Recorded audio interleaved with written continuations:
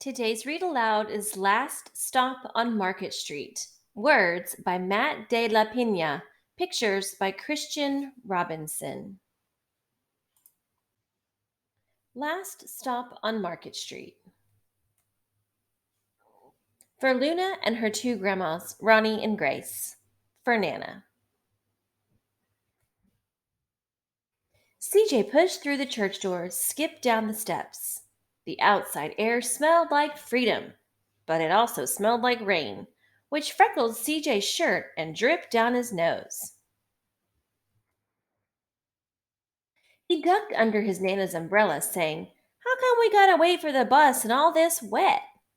"Trees get thirsty too," his Nana told him. "Don't you see that big one drinking through a straw?" CJ looked for a long time but never saw a straw. From the bus stop, he watched water pool on flower petals, watched rain patter against the windshield of a nearby car. His friend Colby climbed in, gave CJ a wave, and drove off with his dad. "Nana, how come we don't got a car?" "Boy, what do we need a car for? We got a bus that breathes fire, and old Mr. Dennis, who always has a trick for you." The bus creaked to a stop in front of them. It sighed and sagged, and the doors swung open. "What's that I see?" Mr. Dennis asked. He pulled a coin from behind CJ's ear, placed it in his palm. Nana laughed her deep laugh and pushed CJ along. They sat right up front. The man across the way was tuning a guitar. An old woman with curlers had butterflies in a jar. Nana gave everyone a great big smile and a good afternoon. She made sure CJ did the same.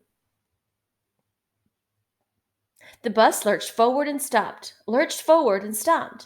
Nana hummed as she knit. "How come we always gotta go here after church?" CJ said. "Miguel and Colby never have to go nowhere." "Well, I feel sorry for those boys," she told him. "They'll never get a chance to meet Bobo or the sunglass man. And I hear Trixie got herself a brand new hat." CJ stared out the window, feeling sorry for himself. He watched cars zip by on either side, watched a group of boys hop curbs on bikes. A man climbed aboard with a spotted dog.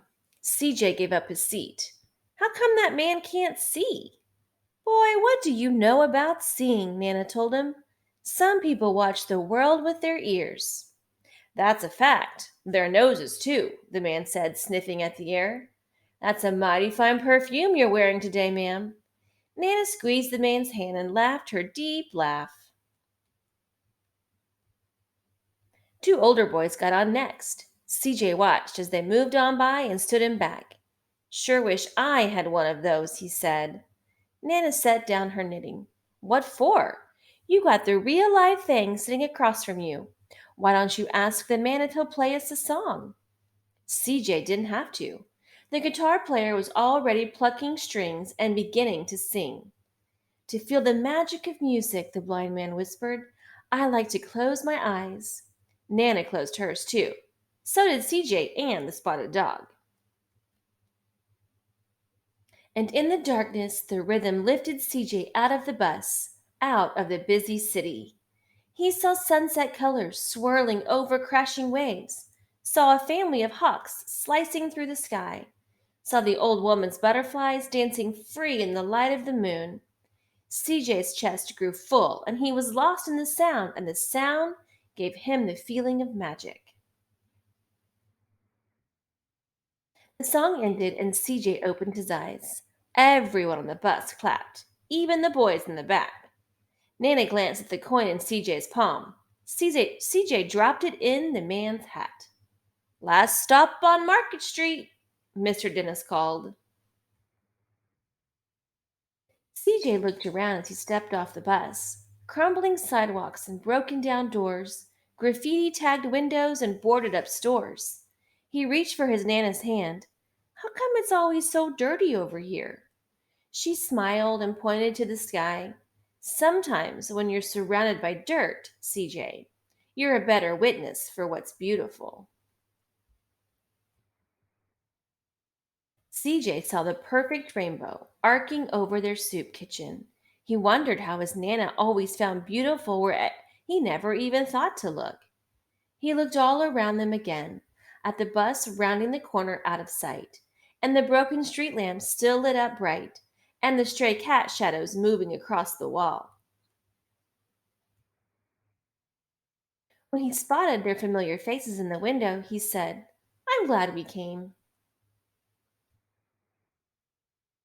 He thought his Nana might laugh, her deep laugh, but she didn't. She patted him on the head and told him, "Me too, CJ. Now come on." The end.